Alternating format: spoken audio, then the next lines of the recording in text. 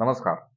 गुरुज्ञान ज्योतिष क्लासमध्ये आणि मार्गदर्शनमध्ये मी स्वप्नील देशपांडे तुमच्या सर्वांचं पुन्हा एकदा सहर्ष स्वागत करत आहे. आज आपण विषय घेऊन आलेलो आहोत अधिक मास मध्ये करायचे सोपे उपाय, जे केल्यामुळे तुम्हाला या अधिक मासाच्या महिन्यामध्ये चांगल्या पद्धतीनं पुण्य मिळू शकेल. असं म्हटलं जातं की अधिक मासामध्ये चांगल्या गोष्टी म्हणजे शुभ कार्य केली जात नाही, करायचे नसतात. तर मग कोणत्याही गोष्टी आपण करायच्या आहेत ते आपण बघायचं आहे. विषयाकडे वळण्यापूर्वी तुम्हाला काही तुमच्या कुंडलीबद्दल काही जर प्रश्न शंका असतील तर तुम्ही आमच्याशी घर बसल्या संपर्क करू शकता. या ठिकाणी व्हॉट्सअप नंबर दिलेला आहे 98 22 11 94 72.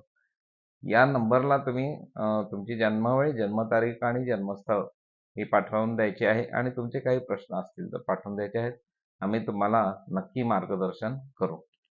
तर 17 मे 2026 पासून ते 15 जून 2026 पर्यंत हा अधिक मास आहे. 2023 ला अधिक मास मागच्या वेळी आला होता आणि आता 2026 आहे. याचा अर्थ असा आहे की 2023 आणि 2026 म्हणजे 3 वर्षांनी प्रत्येक वेळेला हा अधिक मास येत असतो. तर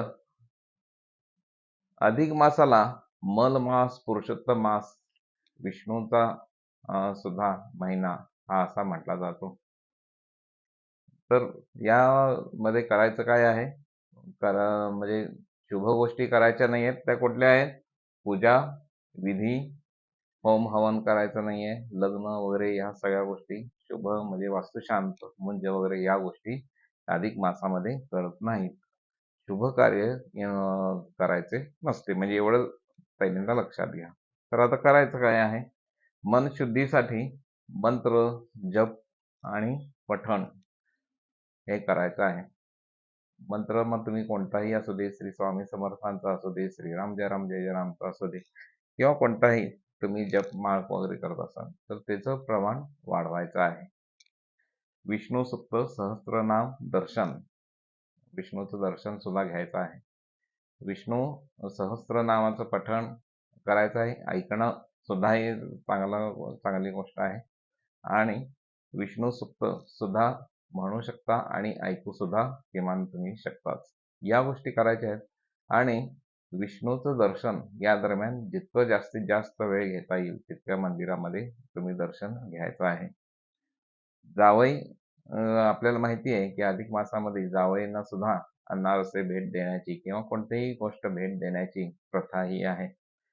याचं कारण आहे की जावई आणि आपल्या लेकीला या ठिकाणी लक्ष्मी आणि विष्णूचं रूप मानलं गेलेलं आहे आणि त्यामुळंच की काय की विष्णूला आपण दान केल्यामुळे पुण्य मिळतं असाच समज पहिल्यापासून हा रूढ झालेला आहे आणि जावयांना सुद्धा अनारसे किंवा कोणतंही जे झेपू शकतं अशा पद्धतीनं गिफ्ट तुम्ही देऊ शकता.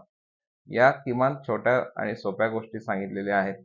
या गोष्टी जरूर अधिक मासमध्ये करा, कारण अधिक मास हा स्किप करणारा मास असा आपण म्हणजे इंग्रजी भाषेमध्ये जर आपण म्हणायला गेलो तर असा समजला जातो. तर या स्किपच्या मासमध्ये आपण काही चांगल्या गोष्टी करू शकतो का? तर ह्या गोष्टीतून आपण करायच्या आहेत. नक्कीच तुम्हाला या गोष्टीचा फायदा होईल, यात काही प्रश्न नाही.